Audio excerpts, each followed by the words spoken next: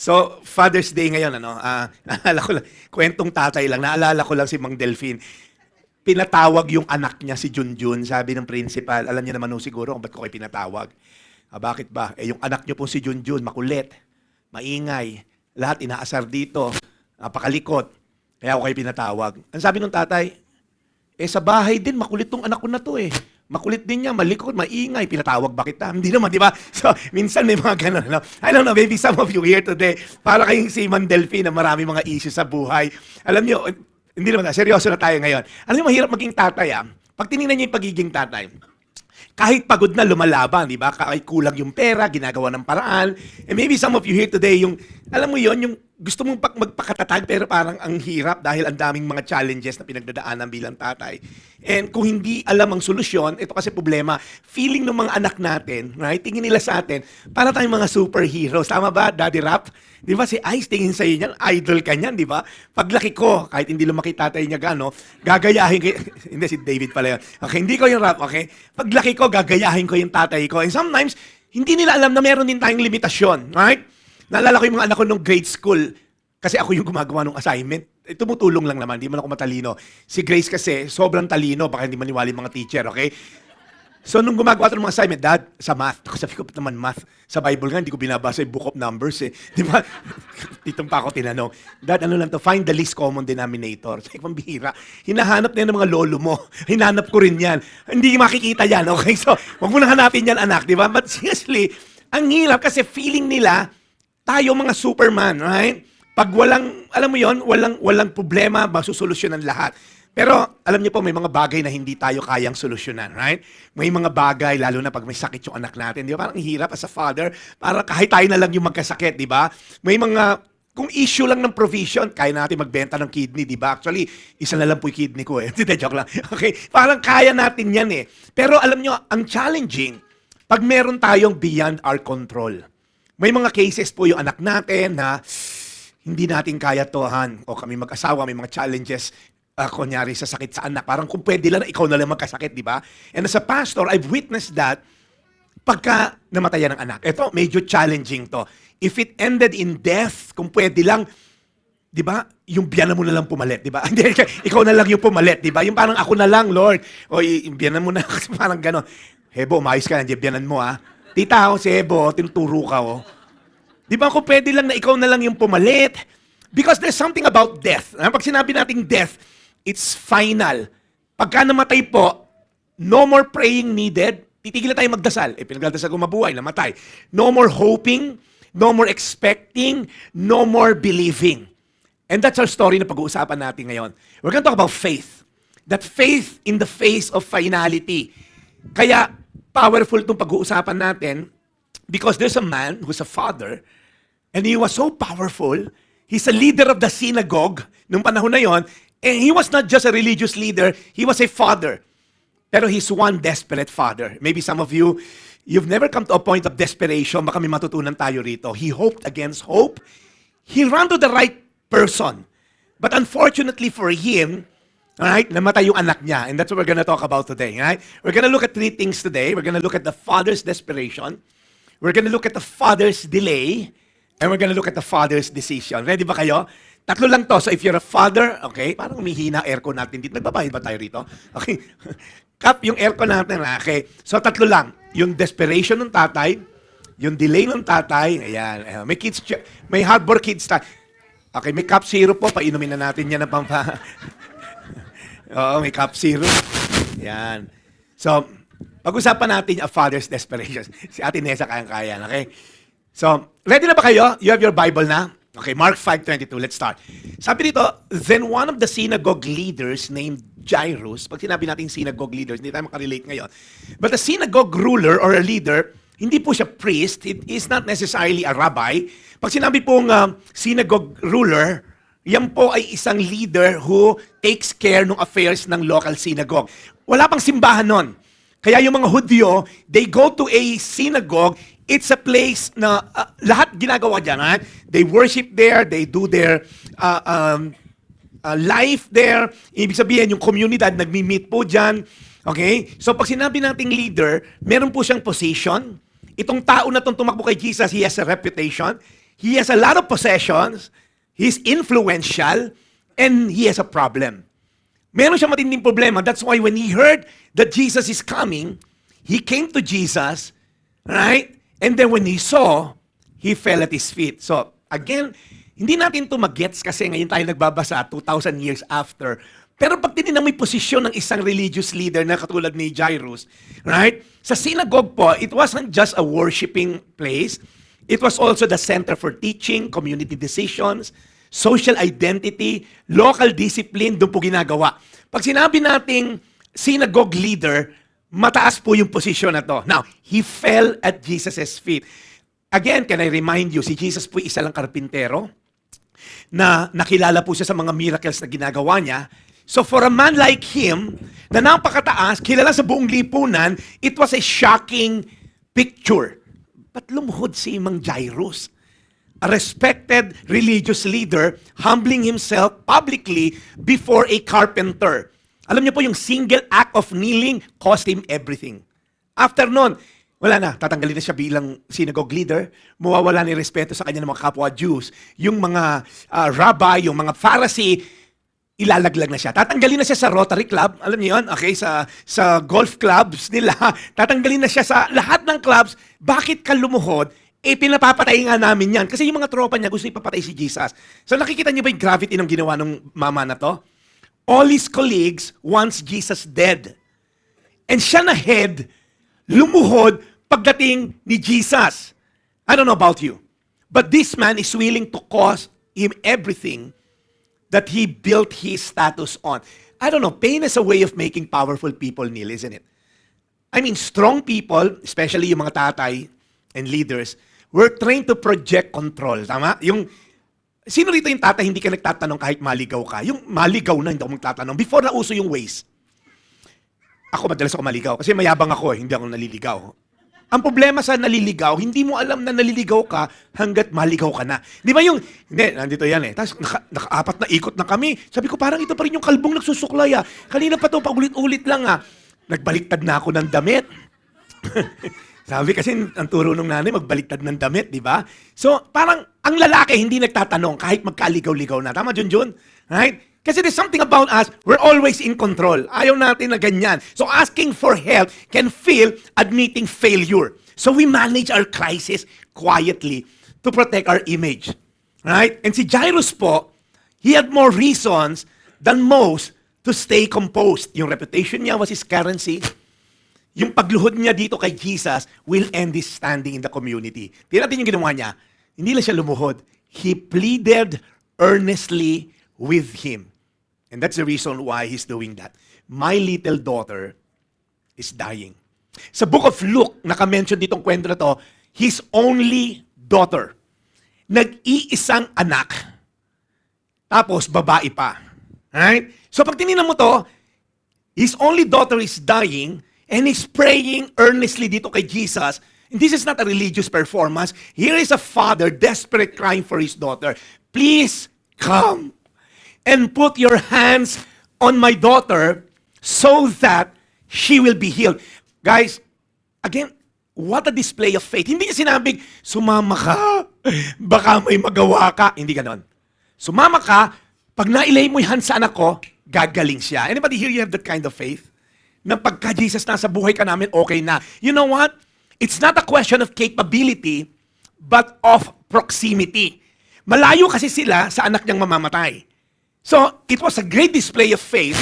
It's not a question of, will she be healed? Ang question, will Jesus come?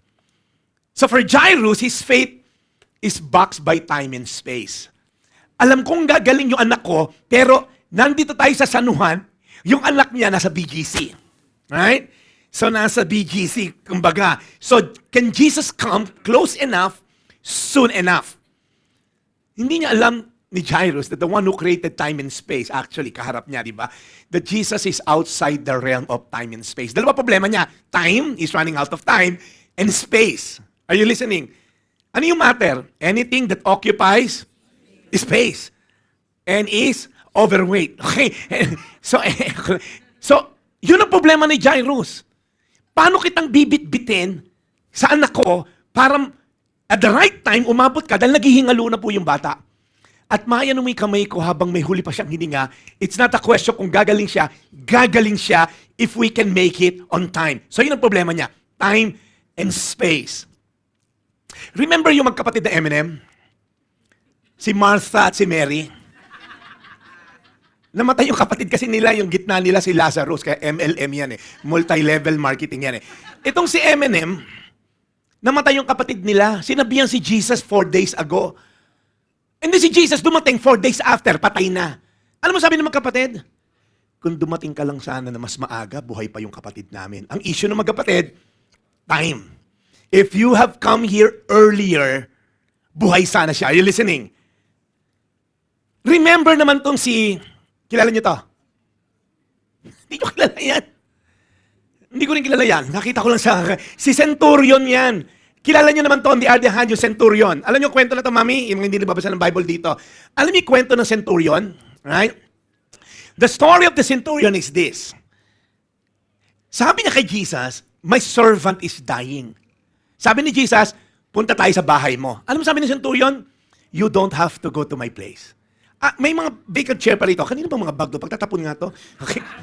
Ba't nakaupo yung bag? Dito kayo. Kimi, dito ka. Ito, special to, Dave. Pang-VIP to. Nireserve ko talaga to. Okay? Dinedicate ko yung bake shop na to. Pinakamasalap na ensaymada po sa planet Earth, yung Maylins. Okay? Yan. Sige, kala mo kasi dami natin. Daming bakati upuan kaysa may nakaupo eh, no? Now, listen up. Kakasimula pa lang namin.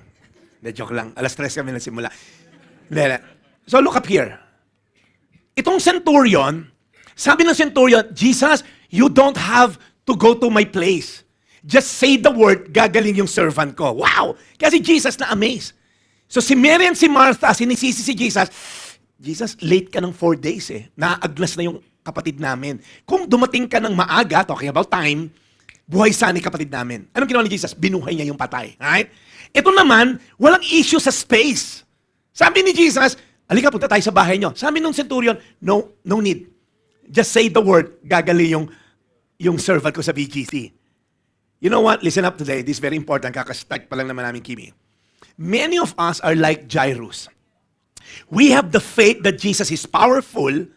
He can heal, He can provide, He can restore. But what shakes us, listen up, is when time is running out. Maghihiwalay na kami, Pastor, mag-asawa. Pastor, naghiwalay na kami mag-asawa. Pastor, namatay na yung anak namin. Pastor, stage 4B cancer na. Pastor, 3 negosyo na yung nalugi. Pastor, hindi mo alam yung hirap. When time is running out, we feel like yung Diyos natin walang magagawa. Many of us were like Jairus. When the doctor says, it's critical, when the bill says, for disconnection. Sino dito, naka-receive ka na ng for disconnection ng Meralco. Alam niyo nung araw, nung mahirap pa kami, kasi ngayon sobrang yaman ko na, sa quote, okay? Alam niyo ba sa Meralco, pwede makiusap pagka puputulan ka? Luluhod ka dun sa taga-Meralco. Manong! Pag pinutol mo yan, puputulin ng mga kababayan ko yung buhay mo. Hindi, makikiusap ka dun sa Meralco. Malapit kami sa Meralco sa Junction 3 na, alam mo yon. Pumipila ko dun nung araw. Pagka lang naman hindi makabayad, bira lang naman, parang 12 times a year lang. So, parang maingay doon. Kap, wag ka maingay dyan. So, alam mo yun, yung pwede ka pala makiusap pag di ka makabayad. Para ang hirap. Yung puputulan ka na, lilit pa ng mga anak namin. Nung puputulan ka na kuryente, na talagang gusto ko na mag-jumper sa kapitbahay eh. Pero tulan din pala siya. Sabi, pareho tayo wala, pare. Ang hirap pagka disconnection, for disconnection, mawawala lahat talaga lang ng ano mo, pagka maka-Diyos mo dyan, di ba? When relationship says, we're done. I'm done. When your child says, leave me alone, and is about to commit suicide. You see, we're like Jairus. Our prayer becomes, Lord, I know you can, but will you come on time? Kasi sabi ni Jairus, Jesus, yung 12-year-old kong nag-iisang anak is about to die. Halika na, Jesus. Pumunta na tayo. And you know what? Si Jesus, sumama naman. I don't know about you, but dads, listen up. Sometimes, God allows us to reach the end of our strength so we can discover the beginning of His grace. Sometimes, God allows you mawala lahat ng mga connection mo, mawala lahat ng... Kasi hanggat may connection tayo at may lakas. Hindi, punta kay Mayor, ayos yan. Hindi, punta kay Doktor, pinakamagaling na surgeon yan. Hindi, punta ka sa bangko, mag-withdraw ka lang. Sometimes, God allows us na wala na talaga tayong matakbuhan. And then all we have is God Himself. I don't know about you, but have you ever come to a point of desperation? Mga tatay, makinig kayo. Have you ever come to a point of desperation? Hindi kaya to ng connection ko. A father's greatest strength is not pretending he has no weakness. Kasi tayo mga tatay, kaya ko yan, kaya ko yan. No, a father's greatest strength is knowing where to bring his weakness. Dalhin mo yan kay Lord. Fathers, do not just provide for your children materially. Intercede for them spiritually. Yan. Nagkakaroon tayo ng interference kasi yung mga radyo po ng guardia raw sa baba. So, okay lang po yan. Okay? So, malinaw naman yung boses ko. No? Gusto nyo ba gandahan ko pa? Yeah. Yan po yung tanong ko sa inyo. Ang Rod Navarro yun. Ano? Eto yung tanong ko. Sagutin nyo to. What burden in your family aside from your mother-in-law? Joke na naman to. Medyo na-joke ko lang po kasi si Hebo. Kasi, Mami, galing sa Amerika, biyalan niya. Mami, do you understand my English? Is it okay if I speak pure English, Mom? Yeah, he's from LA. So, Legazpi Albay. So, what? Kala mo, lower antipolo, no? Ako yon. What burden in your family have you been carrying alone instead of bringing it to Jesus? Yung pagod na pagod ka na, kinakaya mo. Do you see Jesus as our only hope? Right? Do you see Jesus? Lord, itong panghihina ko sa'yo lang to. So let's talk about the second point. So, yun yung desperation. Okay, a father's desperation. Alright? Doc, ayan, umabot si Doc. So, pag nakita mo itong desperation ng tatay, maybe some of you here today, you're not yet that desperate. Or maybe you're so desperate. Alam mo na si Lord can provide, pero Lord, hindi mo yata kakayanin to. Sobrang laki ng problema ko, Lord. Lord, huli ka na, stage 4 na. Lord, ang layo mo. Lord, yung solusyon, ganito, ganyan. So let's talk about the delay. Eto na po, makinig kayo, maganda tong kwento na to. Si Jesus, sumama. Again, si Jesus po, pag naina mo, busy na, may ministry. And sabi kay Jesus, Jesus, my only daughter, 12 years old, is about to die. Naghihingalo na yung batang babae. Sabi ni Jesus, okay, punta tayo. And then maraming sumunod na crowd, yung mga Uzi. Kasi gusto lang makita ano bang gagawin na tong Jesus na to. So, Jairus finally got Jesus to come with him. Imagine the relief nito si Jairus. Mabubuhay yung anak ko. Siguro dami na niya nakita na witness na si Jesus can heal the sick, can make dead people back to life. I don't know. Hindi niya nakita yon. So dinaladan niya si Jesus and then may problema. As always, ang problema, babae. Joke lang, okay? So a woman was there who had been subject to bleeding for 12 years. Natawa si Tin. Sabi ni Tin, diba? So lalaki problema. Okay. May hugot po si Ate Tin natin dito. Jesus agreed to go with him. But then again, there was a woman who's been subjected to bleeding for 12 years. We're not gonna go into details ng kwento na to dahil next week natin to tatalakayin tong babae na to. Ito na yung great interruption dito sa solusyon ni Jairus. Interestingly, the woman was bleeding for 12 years. Yung daughter ni Jairus, 12 years old then. She had suffered great deal under the care of many doctors. Naubos na lahat ng pera niya. Yet, instead of getting better, lalo siyang sumama. Naubos na yung pera niya, sumama pa, bleeding for 12 years. Now, when she heard about Jesus, tulad ni Jairus heard about Jesus, she came up behind him in the crowd, and then sabi niya, mahawakan ko laylayan ng iyong, ano sabi ni Lenny? Laylayan ng lipunan. Ito iba, yung laylayan lang ng damit ni Jesus. Gagaling ako. Because inisip niya, if I touch his clothes, I will be healed. Antindi! Nakipagbunong siya sa mga tao. Imagine, she's unclean. Right? And immediately, everybody say immediately. Her bleeding stopped. And she felt in her body that she was freed from suffering. Now, we don't want to focus more on this woman kasi gusto natin siyang side story lang kasi next week natin pag-uusapan yan. At once Jesus realized that the power had gone out from him. Now, he turned to the crowd. Who touched my clothes? Parang ang weird. Unang-una, nagkakagulo mga tao sa kanya. Ang sabi ni Peter, ang daming tao rito, nagkakapalit na tayo ng mukha, Jesus. Ano ibig mong sabihin, who touched me? But Jesus kept looking. Sabi, who touched me? Nung na-feel na ng babae, hindi na niya matatago, the woman, knowing that what had happened to her, came and fell at his feet, trembling with fear, sinabi niya yung buong katotohanan. Sabi niya, kasi po, naisip ko lang, kung mahawakan ko yung laylayan ng damit niyo, gagaling ako. And I immediately got healed. And then si Jesus called her daughter. Right? Imagine, kung ikaw si Lazarus, si Jairus. Jesus, wag mo nang hanapin yun. Kung sino man yung naghawak sa'yo, okay, ako na yung gumawak sa'yo, di ba? Kung ikaw si Jairus. Kasi papunta na sa kanila, na-delay pa ng babae na to. And then Jesus, hanapin natin yung babae. Kung ikaw si Jairus, naghihingalo yung anak mo sa bahay. And here's a delay. Yung babae, hinawakan, hinahanap ni Jesus. Hindi tayo alis hanggang di natin nakita yung babae humawak. Sabi nila, Peter, Jesus, 3,000 tong tao, hinahawakan ka sa mukha, hinihila ka sa damit. Ano ba yung gusto mong malaman na humawak sa'yo? Lahat humahawak sa'yo. Si Jairus, nakaganon lang.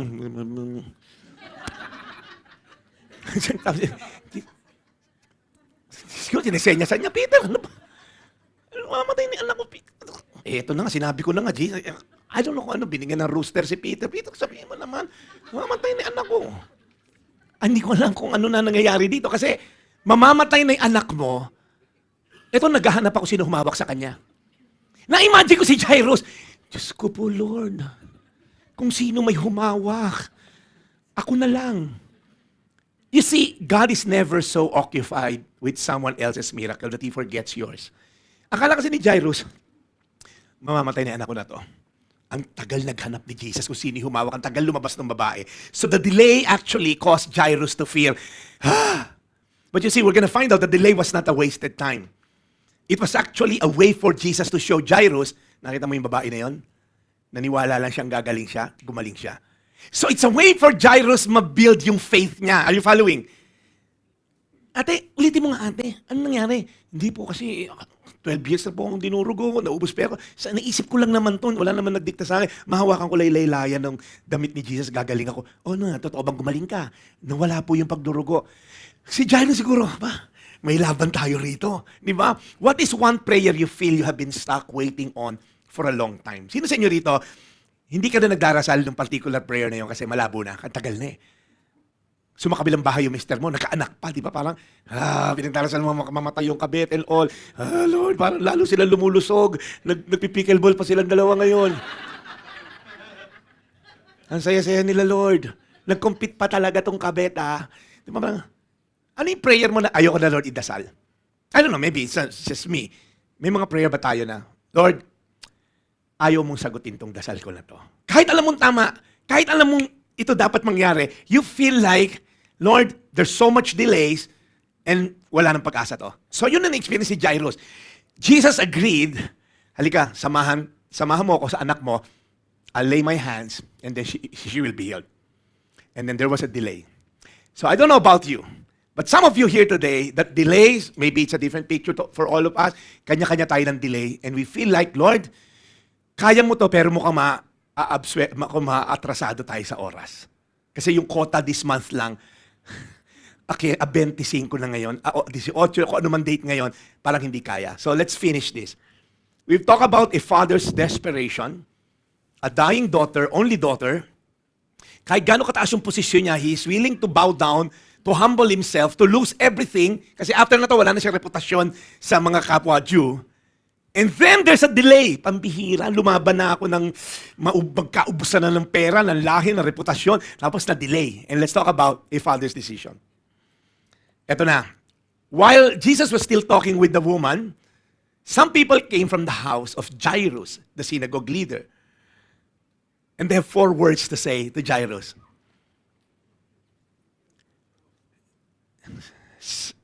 Your daughter is dead. Si Leng-Leng, patay na. Okay? In a single sentence, Jairus crossed the line from dying to now, it's too late. Parang si Chuluwis, dead on my arrival. Okay? Yung mga kaedad lang natin, Junjun, nakakaalam nun. Dead on my arrival, it's too late. Kanina, last 2 minutes pa eh. Ngayon, tapos na. Tampi na Hinebra, okay? It's too late. I don't know about you, but some of you here today, nandiyan ka sa stage na yan. Wala nang pag-asa. Pastor, umasa ako dati pero wala na. Lugi na, nawala ng pera, nawala na lahat. And of course, si Jesus hindi pa patalo. Si Jesus naman, of course, nagsalita, boss, huwag mo nang patawag si Jesus kasi patay na yung mga anak mo. Sabi doon, why bother the teacher anymore? Huwag mo nang abalahin yung si Jesus kasi namatay na anak mo. Kasi si Jairus nakipagtalo, sure pa kayo namatay, baka naman, hindi lang humihinga. Nandun na po yung doktor. Well, kundi humihinga, alert, Jairus, patay na. So, Nandun na yung mga professional mourners, kumuha na si ate ng professional mourner, si misis mo, tinalukbungan na ng doktor, dineclare na may death certificate na, patay na. Hindi po tumatagal nung unang panahon ng bangkay na katulad ngayon na binuburol. Nililibing the following day o kung maaga, same day. Hindi yung bubuk sa katawan, walang ganon. So, ililibing na yung ansaon niya. But Jesus told Jairus, dalawa inutos niya, Jairus, I have two things for you to do. Do not be afraid, only believe. Jairus, may mahirap bang gawin dyan? Huwag kang matakot. And the only thing na gagawin mo, maniwala. You know what? Karamihan po sa atin, we pray hard. Up to the point of, it's too late. Then we quietly give up. Because hoping, past the line ng death, it's so naive, or to some, it's foolish. Alam niyo yung word na sinabi ni Jesus dito, do not fear, only believe. The word believe na ginamit, or just have faith, it's not a single heroic leap of faith. Pero sinasabi dito, yung Greek word na ginamit, it's sustained refusal to quit trusting after the worst has already happened. Hindi sinabi, one time ka lang maniwala, okay na yan. No, keep trusting, you keep believing. Araw-araw palaguin mo yung pananampalataya that one day marirestore yung marriage na yan. That one day babalik yan. One day gagaling yung anak mo. One day makakapaniwala yung anak mo na yan sa Diyos. Anybody here, you feel like it's too late and you're full of fear? Ganito itsura niyan. You cannot have fear and faith at the same time. Either mataas yung takot mo, wala nang pag-asa buhay ko, mamamatay na ako, itong mister ko, wala na, sumakabilang bahay na. Or you're either full of faith. Ganyan lang yan. Hindi pa pwedeng both. Alam mo, I'm so in faith, pero natatakot din ako. Baka si Lord hindi kaya. Sabi ni Lord, mamili ka. Either you're hot or cold kasi iluluwa ko yung lukewarm. Either you're black or white. Kung gray, hindi ko tatanggapin. So either mag-all in ka o mag-all out ka. Parang pareho yun. Parang mag-all out ka or wag ka na maniwala kay Lord. It cannot coexist. I don't know, maybe some of you, umaasa ka pa rin ngayon. Right? Pastor, nag-declare ni anak ko na LGBTQ siya. Parang lahat ng tropa niya, Pastor, puro ganon. Parang wala talagang pag-asa, Pastor. Pastor, parang nakalimutan na niya si Lord. Pastor, yung anak ko na buntis, hindi namin alam sino doon, nag-gang rape. Pastor, sa kabilang bahay, as a pastor for almost 20 years, I've heard everything na pagkapilakinggan mo. Minsan ako as a pastor, nga, parang wala na nga pag-asa. Sabi ko, kasi parang kukoy lang dyan. Parang ako mismo buti hindi ako God. Si Ate Pai, nung kinounsel ko to, Ate Pai, wala pag-asa. Nandiyan ko lang, Ate Pai, okay? Parang wala na. Okay, kasi nireklamo niya kapatid niya, si Nessa, Pastor, wala pag-asa yan. Ikaw pala, Ate Nessa, no? Pinag-aaway yung magkapatid, ano? Naku, si Ate Nessa, wala talaga yan. Hindi, ang point ko, up until now ba umaasa ka, refuse to quit. Pastor, yung bad news, hindi mo alam yung dagok. Ang bigat, Pastor, pag bad news. May friend kami ni Grace, sabi, alam mo, Ate Grace, kinakabahan nga ako, parang ganda ng buhay ko ngayon, baka may parating na bad news. Ine-expect yarn. Sabi ko, sige, darating yan. Yung parang, what do you ine-expect? Ang sabi sa Bible, pag anak ka ng Diyos, Psalm 112 verse 7, they will have no fear of bad news. Everybody say bad news. Wala raw tayong matatakot, sa bad news, kakatakutan sa bad news. Bakit? Their hearts are what? Steadfast. Hindi lang basta wala kang takot sa bad news dahil may connection ka sa Malacanang. Hindi. Trusting in the Lord. Pag wala yung Lord dyan, kabahan ka na pag may bad news. Pag dumating yung diagnosis ng doktor, wala kang Diyos, pare, matitibag lahat ng mga connection mo. Pag dumating ang report na tatanggalin ka sa trabaho, wala kang Diyos, matitibag lahat ng pinanghahawakan mo. Nung pandemic, ang daming natibag, pinanghawakan nila pera, wala makuha kwarto, nasa parking lot ng St. Luke's. So my hope and prayer, yung kaibigan kong namumblema kung may bad things mangyayari sa kanya, pag may nangyaring bad news sa'yo, na naka-anchor ka kay God, hindi ako matitibag. Because I'm not afraid of bad news. Guys, the Bible says in this world you'll have trouble. Tinan mo yung katabi mo. Tinan mo. Mavic, tinan mo yung katabi mo. Trouble yan. Dati, okay, ngayon di na. Okay, mabait na si Ebo. In this world you'll have trouble. Ano sabi ni Jesus? But take heart, I've overcome the world. Question as we end. Which too late in your life have you quietly accepted? Wala na, Pastor eh. Kuya, Tito Boy mo, wala nang pag-asa yun. Okay, si tita mo, wala nang pag-asa yun. Ano yung too late na sa buhay mo? Na in-accept mo na lang, instead na idudulog mo kay Lord. Ano bang ginawa ni Jesus? Eto na. Hindi nagbubulungan mo na, Boss Jairus, hindi ka dito. Ayaw nila malig ni Jesus. So, siyempre si Jesus nakikita. Tapos si Jairus, So si Jesus, lumapit si Jesus. Jairus, huwag ka maniwala. Huwag ka matakot. Maniwala ka lang. Alam mo ginawa ni Jesus? Dinispat siya yung mga kolokoy. Oy kayo, yung galing dun sa bahay, huwag kayo sasama sa amin. He did not let anyone follow him. Except si Peter, James, and John. Bakit? Kasi maglalakad sila papunta sa bahay. Yung makukulit na yon, mga nega yon. May kabarkada ka bang nega? Yung mga negatron. Yung lahat walang ginawa kundi makita yung pangit sa mundo. Yung mga, may kaibigan, may kaobisina kang gano'n, di ba? Yung parang pinadala ni Satanas. Yung laging may negative. Bad trip, ang init. Ano ba tong earth? Padala kita sa moon eh, no? Yung laging may reklamo. Pag umulan, bad trip, umulan. Yung sapatos ko bago. Pag mainit, bad trip, ang init. Si Lord, gulong-gulo na rin sa kanya. Ano, pa-snow ko ba dyan sa QC? Nag-snow sa Batangas ng isang araw, di ba? Yung yelong bilog-bilog. Ano, yan ba gusto mo? Kasi si Lord hindi na rin makita sa mga taong nega kung paano ba sila ibe-bless. They always look for something to complain about. Are you listening? May kaibigan ako, complain ako, grabe ang init maglakad. May dumaan na naka-wheelchair, sabi ni Lord, gusto mo dyan? Oh, init nga. So, okay na ako dito. Your worst day can be somebody else's dream day. Your complaint might be somebody else's dream. Grabe, ang liit ng kotse natin. Wow. Kariton yung isa, may aso pa sa loob. Di ba parang, makikipagpagta ko sa Kia Pride mo kung gusto mo. Your worst day, dream ng iba yan. Kaya minsan, reklamo tayo ng reklamo. Faith filters the voice you hear. Jairus just heard the worst news. Your daughter is dead. Alam mo ginawa ni Jesus? Immediately he spoke over the report. Don't be afraid. Just believe. Hindi niya hinayaang mag-marinate kay Jairus yung problema. Listen up. Not every voice deserves access to your faith. Kaya tigilan nyo minsan yung sa social media. Pag hindi kaya ng dibdib mo, iba na naman ang Senate President. Baka magbabarila na naman. Ako, si Bato nasa na. Papel naman. O gunting. Ano ba?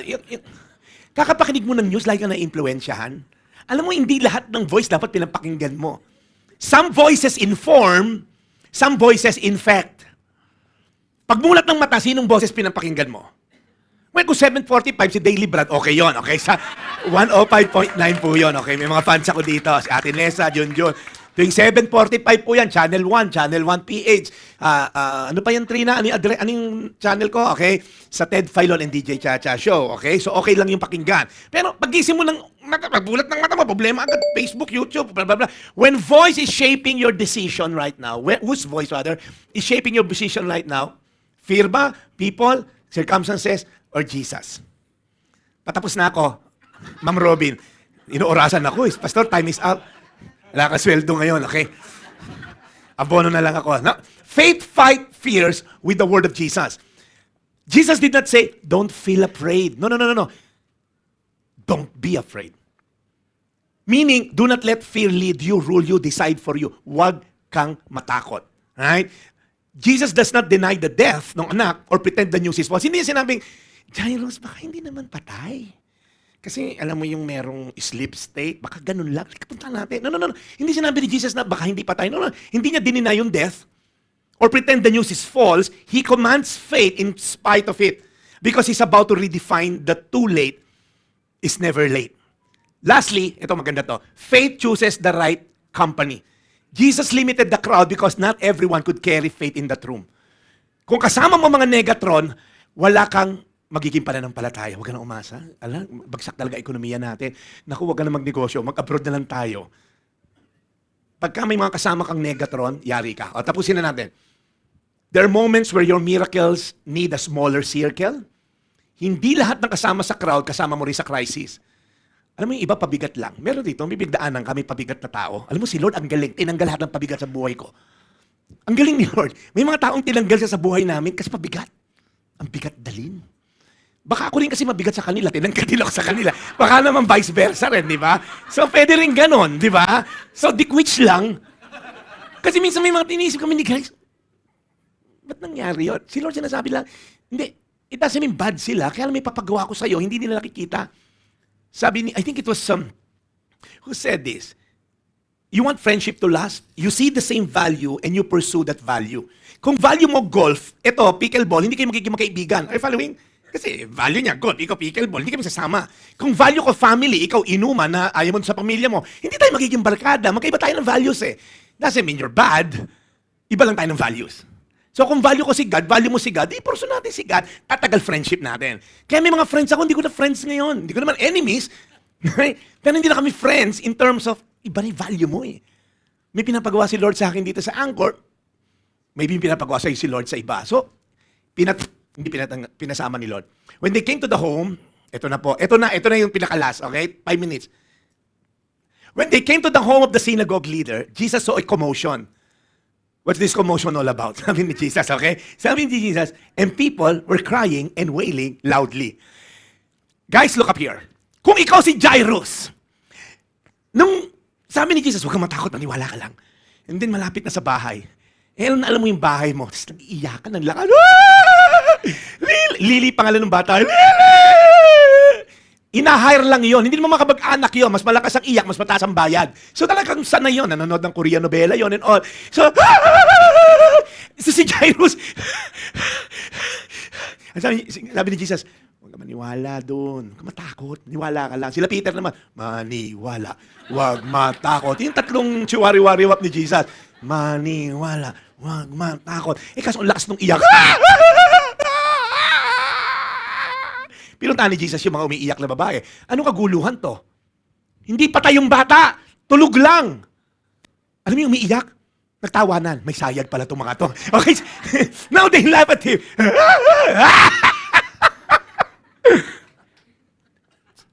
You know what? Listen, some people can cry with you, but they cannot believe with you. May mga taong, nakikiramay sa'yo, pero hindi pa naniniwala ang babaguhin ni Lord yung sitwasyon mo. May mga tao na dapat mong iwasan kasi nandun lang sila, to pity you, pero not to believe with you. May mga taong ganun. Alam mo ginawa ni Jesus dito sa mga kolokay na to? Pinalayas din. Jesus put them all out. Guys, may mga taong kailangan tanggalin mo sa sirkulo mo. Kasi dadaling kayo sa impyerno. Or magiging negative kang tao. May mga tao kang kakilala, yung cynical na. Right? Yung mga tao na, alam mo yun, yung puro na lang negative, puro na lang depression. Yung naghahanap pa ng damay. Alam mo, nadidepress ako. Ba't ikaw ang saya mo? Madidepress ko rin. Wala ba friends tayo? Sige, damayan mo ako. Depress ka. Ikaw naman, dahil nililibre ka ng pagkain, sige, nadidepress na rin ako. Freeloader ka kasi. Kaya kahit ano sabihin ng kaibigan mo, call ka. Wala akong pinagtutungkulan dito, okay? Pinalayas ni Jesus yung mga crying ladies. He took the child's father and mother, right? And the disciples who were with him, and they went where the child was. Eto na, okay? Dustin, makinig ka, Dustin. Eto na. Iyakan. Sabi, hindi pa tayong bata, natutulog lang, nagtawanan, magsilayas kayo. Sinausap ni Jesus yung mga magulang. Ito, sinabi ko sa mister mo kanina, huwag matakot, maniwala lang. Si Jairus, parang nagdadalawang siya, paano ba namatay? Hindi ba kanina lang doktor. Sabi ni Jesus, just believe. Binitbit niya yung mag-asawa, sakay tatlo, pinuntahan yung bata, nakatalukbong na. Panoorin niyo sa The Chosen, ang ganda ng scene na to. Nakatalukbong na yung bata. I don't know, no? We're not in the shoes of Jairus. Pero pag may patay, common sense, wala nang pag-asa yan. And I don't know about you. Pero may mga pagkakataon, wala nang pag-asa yan, Jesus. You know what Jesus did? He took her by the hand. Now, again, doesn't make sense sa atin, pero kaya nilagay yan ni Mark, ni Luke, ni Matthew, because holding the hands of a dead person makes you unclean. Walang umahawak sa patay. Kasi pag ginawakan mo ang isang patay, animal or tao, you'll be declared unclean. Hindi ka makakapag-worship sa temple. May mga ceremonial cleansing na gagawa. Abala for many weeks. But Jesus held her hands. Normally, ikaw mai-infect nung dead. Si Jesus baliktad. Pag may hinawakan si Jesus, ang nababago yung hinawakan niya. Ikaw na napalapit kay Kristo na bagong buhay mo. Tama? Ikaw na willing paggamit kay Lord, babaguhin niya yung buhay mo. Iba si Lord. Hindi siya apektado ng death. Siya nagbibigay ng buhay. Ano ginawa ni Jesus? He said to her, Talitha cum, which means, little girl. Sa ibang translation, little lamb, I say to you, get up. Alam mo yung words na, anak, tayo ka na. These are the tender words parents uses to wake up a sleeping child. Yung mga anak namin pag maliliit pa, Janine, late na, gising na. Dalaga pa. Janine, recess na. Kasi, katabi lang kasi namin yung school. Matalino tong nanay nila eh. Para makatipid kami. Kasi nga, nung araw ay mahihirap lang kami, no? Yung school namin, as in, wall lang ang pagitan, bahay na namin. Kaya pag absent sila, nakikinig lang sila sa klase. Parang hindi sila absent. Seryoso ako, Phoebe. Katabi lang sa Zion, ay saan yun? Sa Zion Center of Knowledge. At Taray Center talaga. Lahat ng kumukuha, UP Ateneo, Lasal, yun ang Center of Knowledge. Sa may Cainta, Rizal. Ang tindi ron. Lagi sila walang pasok kasi pag umulan, bumabaha. Actually, advance yun. Makulimlim pa lang, baha na. Wala pong klase, makulimlim, babaha mamaya. Totoo naman. So yung anak namin, pag ginigising mo, yung dahan lang, Janine, gising na, may school pa. Ganun yung pagising ni Jesus. Hindi niya kailangan na, karaban! Hindi siya naglabas ng wand na naglaslas ng dugo, pinatakan yung bata. Walang ganun. Sabi na ni Jesus, little girl, hawak yung mind. Stand up. Para ito nakakatakot. Katulad ng babae kaninang gumaling, the word was the same use word na ginamit sa Greek. Immediately, Dustin cried. Ay, Dustin cried. Si Dustin kasi iyak na iyak eh. Immediately, Dustin, nadadala ko sa'yo ha, the girl stood up and began to walk around. Kung ikaw yung magulang, di ba, hindi mo alam anong gagawin. Of course, ang reaksyon ng lahat, pati yung 3 disipulo, at this, they were completely astonished. For sure. And they gave the orders, ano? Sabi ni Jesus, he gave strict orders not to let anyone know about this and told them, give her something to drink. Listen up. The God who had just conquered death also care about her breakfast. Hindi lang concern si God sa spiritual mo, pati sa material at physical needs mo. Breakfast agad. Give her something to eat. Jairus walked away from that room forever changed, for sure. Leaving witness and a resurrection in the middle, right smack in the middle of his house. Guys, every day you wake up, you'll be confronted with this 2-letter F. Will you fear or will you have faith? When fear says it's final, Jesus says, rise up. Sometimes tayo mga tatay or any one of us here today, we receive bad news, a diagnosis, a rebellious child, a failed business, failed marriage, broken whatever negosyo, and the enemy will whisper, why bother Jesus anymore? Ba't ka pa magdadasal? Ba't ka pa mangungulit kay Jesus? But Jesus speaks louder, don't be afraid, only believe. Fathers, be careful whose voice you allow to shape your family. Mga tatay, I plead with you, do not let unbelief discipline your children. Yung mga anak ko lumaki yan, they never heard the word sa akin na mahal yan. Kasi, unang, mayaman nga kami. Joke lang. Kasi yung faith ko, limited. So whenever they want to buy something, Ginny, hindi natin kaya. Just pray to God for it. You're tight your way to it or whatever. Pero I will never say, hindi natin kaya, mahirap lang tayo and all. May mga cases for sure na I doubted my own capacity, but I believe as a father, I allow God to shape, not the voice of the world, to shape who my family is. I never allowed influence outside to shape my family. Ay, dapat mag-abroad ka, Jeff. There was a time I want to go abroad, right? So, mayroong opportunity sa akin dahil I'm a hotelier, so pwede akong mag-abroad. Marami opportunity, magbarko and all. I'm not saying masama magbarko dahil meron tayo seaman dito. But then again, I never allow economics to define kung ano dapat sa pamilya ko. Hirap na ngayon, mag-abroad ka na. Hirap ka na ngayon, ganito, ganyan. No, I never allow the voice of the world. If it's from God, then I'll go for it. So I check with other Christians, mga leaders ko. But do not let unbelief discipline your children or disciple your children. Do not let fear becomes the atmosphere of your home. Yung parang laging takot. Paano na yan? Naku, naggera sa Hormuz. Malayo ka ron. Hindi dadaan yung jeep mo sa Hormuz. Kaya mo lang sila sa Iran. Apektado tayo sa gasolina, pero hindi ka magugutom. Sa laki ng mga reserve mo, kahit tumaas ang kuryente. When crisis comes, be the first to say, mga anak, Han, let's pray. We'll put God first. We'll obey God first. We will be ruled by faith, not by fear. Now, if we're not careful, before I call the music team, Pastor, ang hirap. Kasi, nandun ako yung desperation. Pero hindi kasi nangyayari. Sometimes we're boxed by time and space. It's gonna be too late. Hindi ko maramdaman yung presensya ng Diyos. Parang ang layo niya. But Jairus' story reminds us of 2 things. Number 1, God is never too busy to have a time with you. When you pray, He answers our prayer. Number two, He wants the best for you. He will not give you trials that you cannot bear. Even po yung mga trials, yung challenges, it's for our own good. The Bible says, He won't give you trials that you cannot bear. And the Bible says, consider it pure joy whenever you're in the midst of trials. Because what? It challenges you. It builds your faith.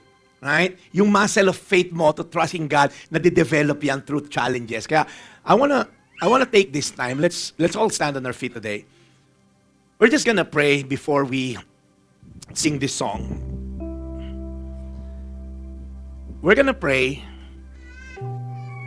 and just like Jairus na, we're gonna run to God.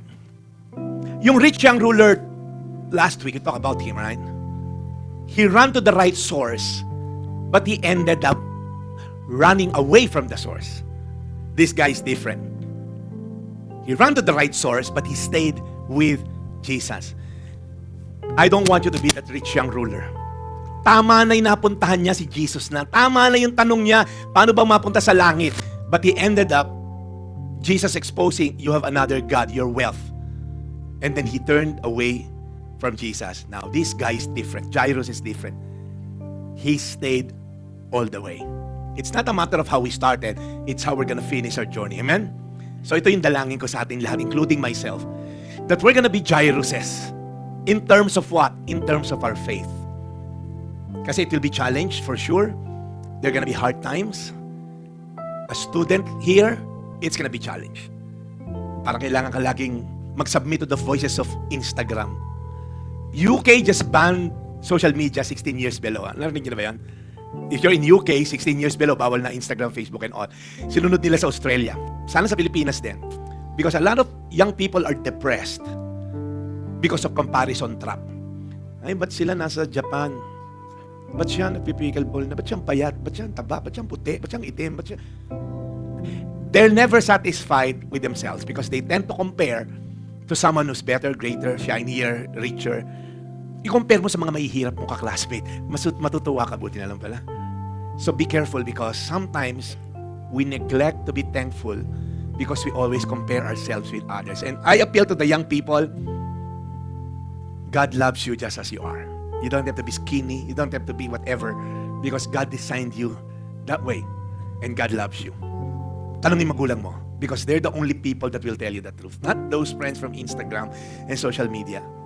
So today, just like Jairus, my prayer, we're gonna be like him in terms of faith anchored in Christ. Look at me, look at me, look at me. Just believe. Stay with me. Just believe. Lord, we're sorry. We're sorry for those times, Lord, na we look on the other side, just like the rich young ruler.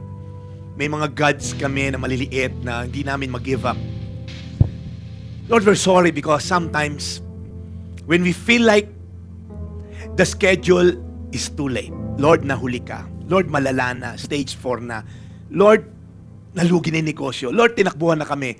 Lord, umalis na yung asawa ko. And sometimes we box you in time and space, in our own schedule. We box you to our own timetable. Lord, we're sorry. Because we sometimes feel we are in control of the outcome. And ikaw, pandagdag lang sa solusyon. That we have the timing of the solution. We have the manners of the solution. And ikaw, rider ka lang. So Lord, patawarin mo kami, Lord God, because kami mismo, Lord God, nasa ganung sitwasyon. That we sometimes assume it's too late. You should have come earlier. But Lord, help us to be like Nicodemus, like that centurion, that Jairus, that you're not boxed by time and space. So Lord, patawarin mo kami, Lord God, today. And may we draw closer to you, regardless of the delays. With so much desperation, we're crying out to you, Lord Jesus. Lord, help us with our unbelief. Help us, Lord, with our mustard seed of faith. Lord, palaguin mo po ito. So that just like Jairus, we're going to experience resurrection. It may not be a dead body, but it can be a dead marriage, dead hope, dead business. Whatever dead, Lord God, in our lives, you can spur new life. So Lord, today we ask that you bless us. And as we worship you through this song, we're gonna sing from a heart na ikaw ay isang dakila, you are faithful, yung katapatan mo hindi nagbabago. So Lord, today help us to focus on you. In Jesus' name. You know what? Perfect story of Jairus, and come to think of it. He came desperate because his daughter was dying and ended up, he has a resurrected daughter. Kumbaga, ang ganda ng ending, everything is perfect in a way. And maybe some of you here today, sana all, di ba? Yung sinasabi natin lagi, sana all, we feel like, maganda yung pastor, pero parang sa akin, it's not happening. And maybe, we're gonna pray today. Maybe some of you feel like, pastor, hindi ganyan yung nangyari sa akin, right?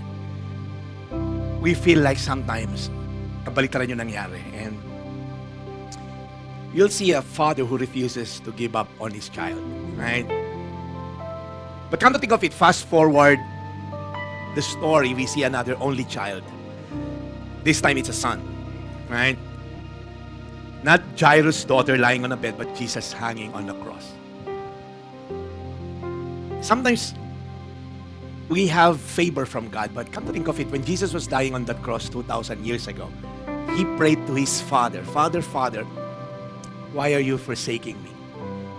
The 12-year-old daughter of Jairus was surrounded by mourners. Jesus Christ was surrounded by mockers.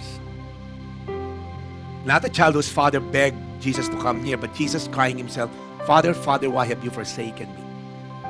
Sa bahay ni Jairus, Jesus came. At Calvary, the father seemed stepping back.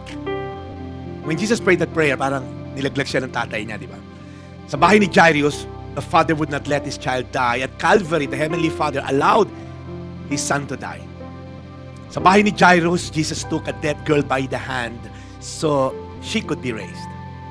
At Calvary, the Father allowed the hand of his son to be pierced by nails on that cross so that we may be one day raised. I think that's the beauty of the gospel.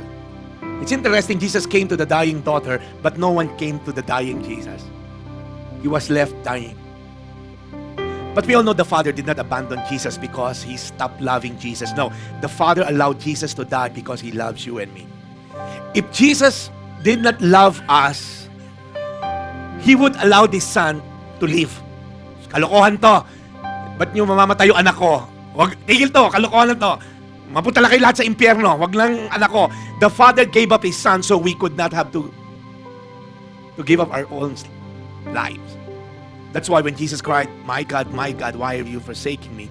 He was actually entering the deepest place of human pain. I preach about this no Holy Week sa DCAS. Sabi ko, bakit kasi sinabi yung Father, Father, why have you forsaken me? Jesus was entering into the deepest place of human pain.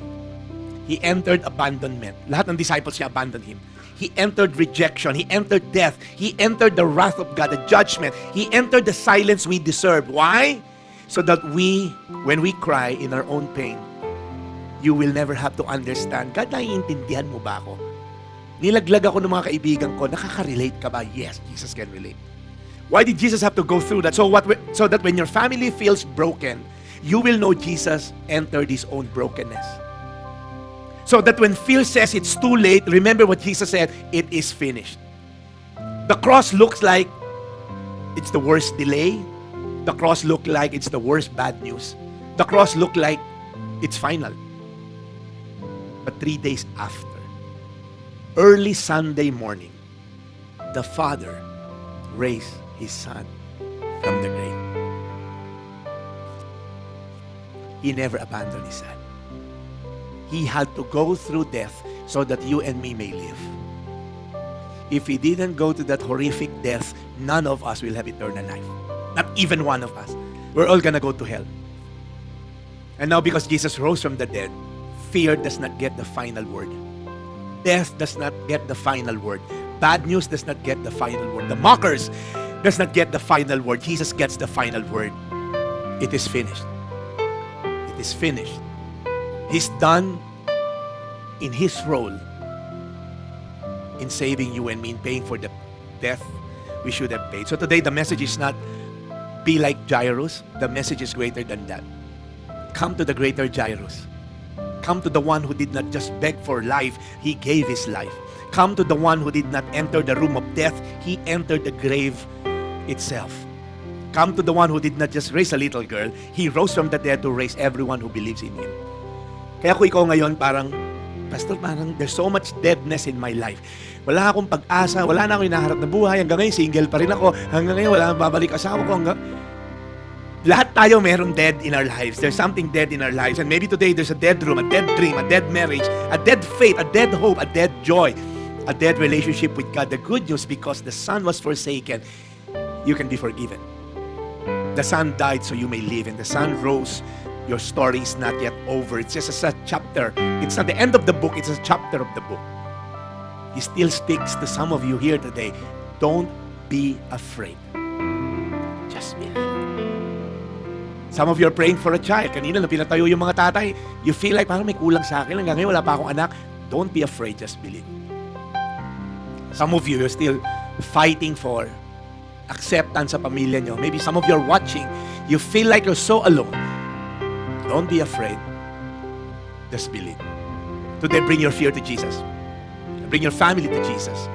Bring your children to Jesus. Bring your bad news to Jesus. Bring your dying situation to Jesus. Because at the cross, the Father allowed His Son to die so that through the resurrection, every one of us who believes may live. Don't be afraid. Just believe. That's the message. It's not about Jairus. It's about Jesus who had compassion on him. It's about Jesus whose timing is never boxed by time and space. It's about Jesus' sovereignty over everything. Over death, over everything. So if you're here today, may isang bagay na bumabagabag sa'yo, pagdadasal natin yung mga kapatid. Don't just attend the church. Believe in the one who builds this church. Jesus Christ builds and establishes this church. He said in His word, I will build my church. The church are the people of God. It's not an entity. It's not a organization. It's not this building. The people of God are the church, the called out ones. So if you are part of the church, concern sa'yo si Lord. May compassion siya sa'yo. So whatever you're going through today, we're gonna end. We're gonna end by saying, Lord, I won't be afraid. I will only believe. For those of you who have pride issues, unforgiveness, anger issues, whatever issue, parang, hindi ko kaya to. No, don't be afraid to give that up. Just believe. For those of you na lagi may problema sa pera, parang feeling, pag marami kong pera, mawalan ako ng problema. Hindi totoo yun. Mali-maleta nga yung pera ng iba. Namumblema ngayon eh. Hindi solusyon ng pera, ang solusyon si Jesus. Pwedeng wala kang pera, may Jesus ka, wala kang problema. Because He takes care of everything. So if you're here today, whether you're young, you're old, we're gonna cry out to God. Just like Jairus, Lord Jesus, please, come into my life. Jairus knew kung wala si Jesus, walang kwenta to. But Jesus corrected him, I'm not boxed by time and space. I am outside time and space. I created time and space. I make time and space. So if you're here today, we're gonna have this. We're gonna boost your faith. Not me. God will boost your faith. The Bible says, help me, Lord. This man who came to Him, help me with my unbelief. So maybe you gave up believing. It's time to rekindle that faith. Bow down your heads, close your eyes. If you have something to lay down before God, can you just, as a sign of surrender, Lord, itong area na to, patay na. O Lord, itong area na to, I've given up on this. Lord, itong area na to, wala na talagang pag-asa. Maybe some of you, that's you. Can you just raise your hand if that's you? No one looking around. Huwag ka tumingin sa paligid mo.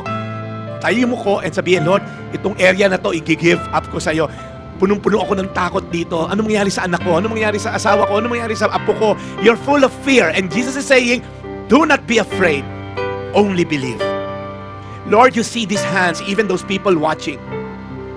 Lord, in the name of Jesus, you died a horrific death, not just for us to have a good life, but to have eternal life. Lord, doon na kami papunta. We call ourselves Christian, pero ang dami naming takot. That's why you said in your word, I did not give you a spirit of fear. Fear is a spirit. And right now, we rebuke the spirit of fear from these people in the name of Jesus. The fear of death, the fear of lack, whatever fear, the fear of not being part of the group, the fear of missing out, the fear of bakit sila magkakasama ako, hindi. Whatever kind of fear, we rebuke it in the name of Jesus. It's a spirit that's not supposed to be in the life of Christian. You said in your word, I will drive out those fear. And Lord, we rebuke that fear right now. You have not given us a spirit of fear, but the spirit of love, of sound mind, self-control. So Father, right now, we just declare, whatever, kung ano man Lord yung nagdadala sa amin ng takot, we rebuke it right now. We will only believe. Hindi namin alam kung paano mangyayari, pero alam namin kung sino ang kayang pangyarihin to. Lord, in the name of Jesus, I know you're here in this place today. Even those people watching online, we know that you are with them. Lord, dakila yung katapatan mo. Hindi ka nagbabago. Kaya Lord, kami lamang yung nagbabago. So Lord, anuman ang bumabagabag sa amin, Lord, we pray for healing right now. I know you're now, your spirit of healing to these people is in this place. For those of you watching right now, we speak for healing in the name of Jesus. We rebuke that cancer in the name of Jesus. We rebuke that diabetes. We rebuke that hypertension in the name of Jesus. Whatever the doctor said, Lord, we know that you are greater than any doctor in the name of Jesus. We're praying, Lord, yung nandun sa mga WhatsApp community namin, we're praying for Dina. Meron doon babae, Lord, na may spinal problem. In the name of Jesus, make that woman walk again, Lord. In the name of Jesus, nothing is impossible for those who believe. Lord, we know broken relationship will be restored in the name of Jesus. You will restore husband and wife. You will restore children to their parents. Father, in the name of Jesus, we pray for restoration of relationship. Father, the spirit of lack, parang laging kulang. Parang hindi walang kapusuhan minsan, Lord. Give us a sense of contentment and the assurance that you will never leave us nor forsake us. Whatever fear of lack in this place, we rebuke it right now, because in the wilderness, you provided for 40 years. Daily provision of manna. You never miss a single day of providing. In the midst of the desert, you provide food for your people. So Lord, we rebuke the spirit of lack in the name of Jesus Christ. Father, we pray, just like Jairus, we'll keep walking. Even when we don't see the miracle, we're gonna keep walking. We're gonna continue the journey, because we know, just like Jairus, you are with us in this journey. Lord Jesus, tulungan mo, Lord, kami na hindi lang kami basta attend ng church and just enjoy the fellowship, but we're gonna be lives that will be transformed by the gospel. Help us, Lord God, to overlook offense. Help us, Lord God, to live a life worthy of the calling you have given us. Lord, patawarin mo kami, Lord God, when we're surrounded by fear and doubt and unbelief.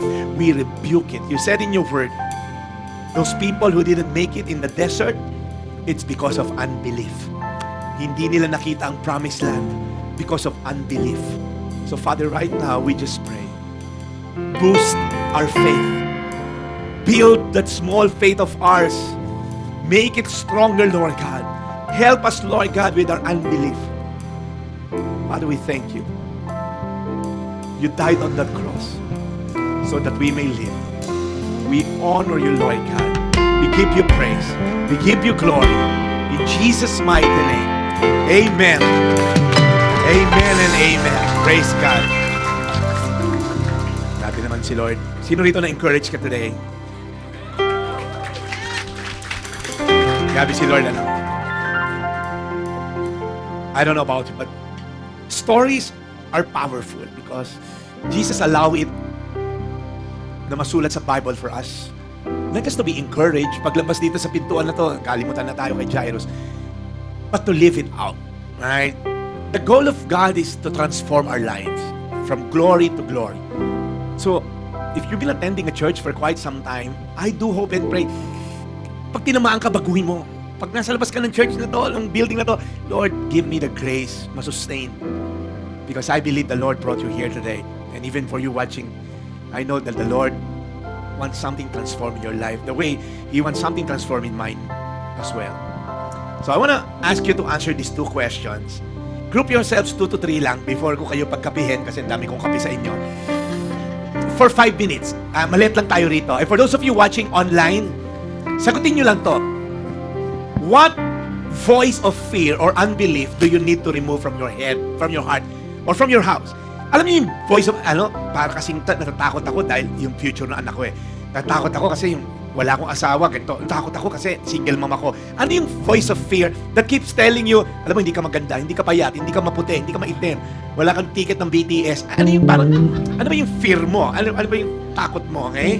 Number 2, what dead area of your life do you need to invite Jesus into again?